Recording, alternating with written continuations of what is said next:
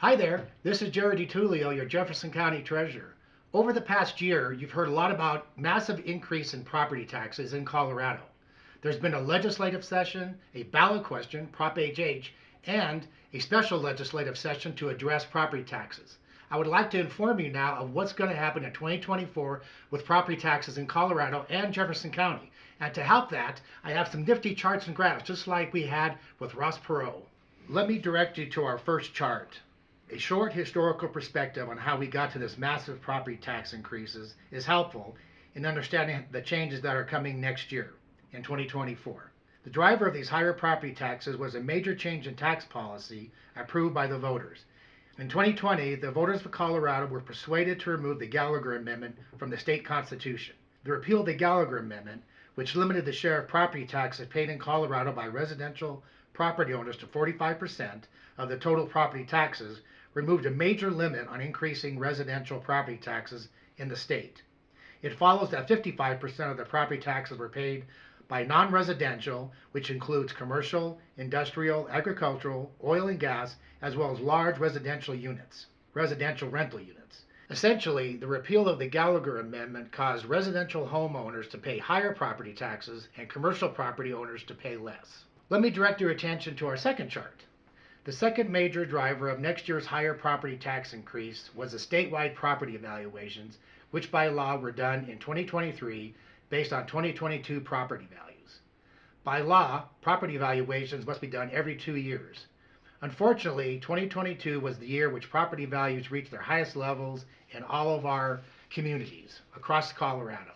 The 2022 property tax assessment saw a pronounced increase in property values, which causes increased property taxes. According to Governor Polis, the average property tax increase in the state was about 40%, while in Jefferson County that increase was closer to 37%. These huge increases in taxes are substantially more than the average year-to-year assessment increase over the last few decades, and I really doubt any of us saw a 40% increase in our salaries and wages this year. Now let's talk about how your property taxes are calculated. The way your property taxes are computed is based on three things. The first is your actual assessed value of your home, market value. This is based on the actual value of your house, which is based on market values from the previous year, every 2 years like we talked about. The actual value is then multiplied by the assessment rate to get your assessed value. The assessment rate is based on state law. The assessed value of your home is then multiplied by the mill levy rates to get your property tax amount. The mill levy in Jefferson County, as well as most counties, includes your county government, the school district, library districts, water districts, fire districts, and other special districts. Your mill levy is very particular to your home. Let me direct you to our next slide. In Jefferson County, for every dollar in property taxes, 24 cents goes to the Jefferson County government. That's sheriff, assessor, treasurer, etc., coroner. The other 76 cents goes to your special districts, with approximately 50% of all the total taxes going to the R1 school district in Jefferson County. Now let me direct you to referendum HH data, which was a ballot question in 2023. In the past legislative session, the governor and the state legislature put referendum HH on the ballot in an effort to address this massive property tax increase. According to the political pundits, HH was defeated by the voters because it was overly complicated and confusing and did not sufficiently address the voters' concerns about their massive property tax burden in 2024. One of the concerns in the rejection of HH was the issue of TABOR refunds of excess state tax revenue. TABOR requires this surplus tax revenue to be returned to the taxpayers. HH proposed using a large amount of the surplus revenue to buy down property tax increases, but this would have simultaneously decreased the amount of everyone's TABOR refund by the same amount. Obviously, the voters and the taxpayers of our state were unwilling to do this, and that Proposition HH or referendum HH failed by 60% statewide. Clearly, the voters had doubts about HH, and the rejection of it shows that. They made it clear that they wanted the legislature and the governor to work together and come back with a better proposal. For mid-November, in over 5 days, the legislature came up with 7 bills to address this issue, and Governor Polis signed them soon after. These 7 laws address some of the concerns of the massive property tax increase, but only for the upcoming year of 2024. This is how the 7 new laws apply to you. Let me direct you to our next chart. The first major change increases the amount of exemption on which your property is taxed. In 2022, the legislature passed a bill that provided each property owner a $15,000 decrease in their property valuation. The change passed in the special session decreased the value of your home by additional $40,000 for a total decrease in the home valuation of $55,000. This next chart, in 2022, the General Assembly decreased the assessment rate from 7.15% to 6.765%. The bill passed by the special session temporarily reduces the assessment rate from 6.765% of your home's actual value to 6.7%. These two property tax changes will decrease the average property taxes by approximately $250 on a home valued at $500,000. Now I'd like to refer you to our next chart on TABOR refunds. The second major law changed TABOR refunds. Since HH was defeated, the full state surplus will be returned to the residents of Colorado sometime in 2024. The law changed to give all Colorado taxpayers a set amount rather than a sliding scale, depending on how much a person paid in state taxes. The amount of your TABOR refund estimated will be $847 for a single filer and $1,694 for a joint filing on your taxes. The third law was designed to help renters who indirectly pay property taxes through their rental agreement with their landlord. The state dedicated $30 million to renters who would be facing increased rents by the increase of property taxes on the owners of rental property.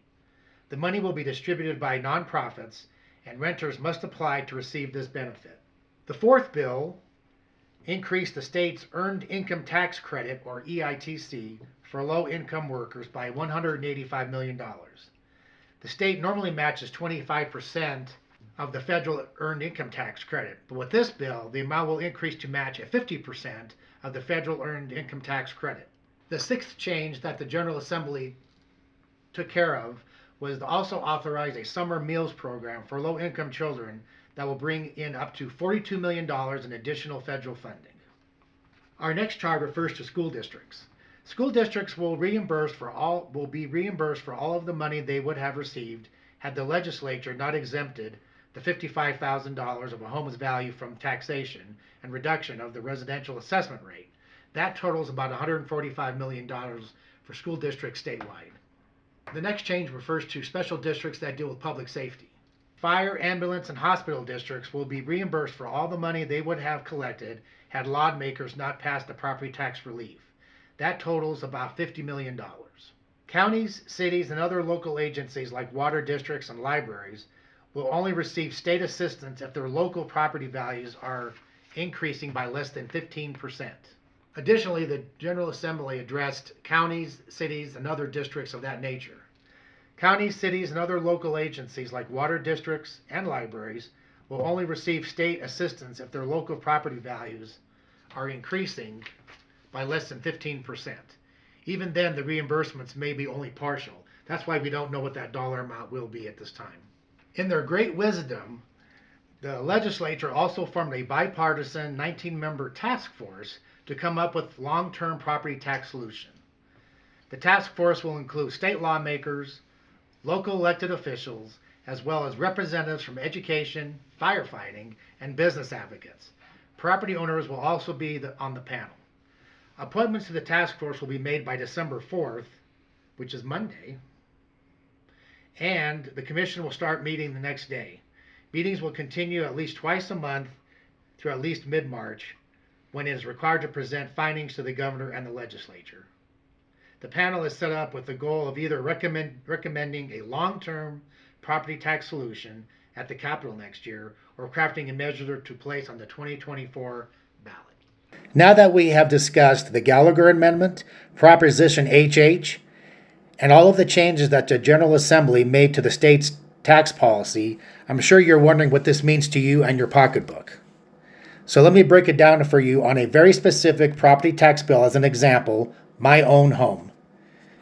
In this chart, you can see that the 2022 property tax bill, which is payable in 2023, assessed the market value of my home at $432,223. Using the then assessment rate of 6.95%, that put the assessed value of my home at $30,040. The mill levy rate in my part of Jefferson County is 0.89028. You can find this number on your property tax bill. When multiplying my assessed value of $30,040 by the my mill levy rate, you get a tax bill of $2,674.42. This is the actual taxes that I paid in 2023. In this next slide, you can see that the new assessed market value of my house went up to $599,999. And this is my 2023 assessment. This is a 39% increase in the value of my home in 2 years. That is almost exactly what the average home increased across the state of Colorado. As we mentioned earlier, the average was 40%. The General Assembly gave me an immediate $55,000 off my assessed value, so that brought my assessed value down to $544,999. The legislature then reduced the assessment rate from 6.95% down to 6.7% for this upcoming year, which means my assessed value for 2023 taxes due in 2024 is $36,515. Assuming the mill levy rates stay constant, and it's important to note here that we won't know the final mill levy rates until mid-January. Remember, the governor has urged all special districts to temporarily lower their mill levy rates to give homeowners more tax relief, and he recommended this after the special session. Like you, I won't know which districts ultimately lower their mill levy rates and by how much until mid-January. But, assuming the mill levy rates stay exactly as they were before, this means my taxes paid in 2024 will be $3,251. This would be an increase in my home property taxes of 22% rather than the 39% that was discussed earlier. This difference is all because of the changes made by the state legislators during the special session. And remember, this is an example and it's not a final number.